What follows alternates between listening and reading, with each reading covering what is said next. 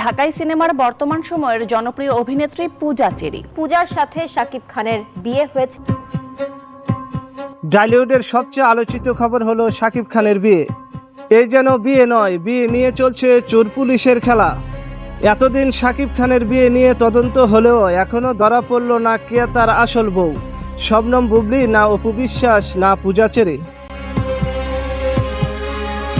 এবার পূজা চেরিকে নাকি বিয়ে করেছে ঢালিউড সুপারস্টার শাকিব খান। আর এই চাঞ্চল্যকর তথ্য ফাঁস করে দিলেন পূজা চেরির বাবা। চলুন আমরা পূজা চেরির বাবার মুখে শুনে আসি তিনি কি বলছেন। পূজা এবং সাকিব খান দুজনের বিয়ে হয়েছে এবং এই বিয়ে গত 22 সেপ্টেম্বর সম্পন্ন হয়েছে পূজা ব্যাংকক থেকে ফেরার পর।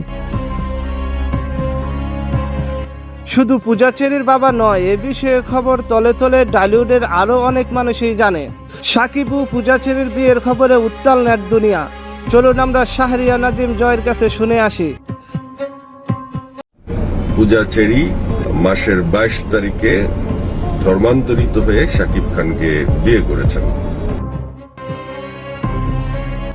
এ বিষয়ে অপু বুবলির প্রতিক্রিয়া জানতে ভীষণ আগ্রহ ভক্তরা।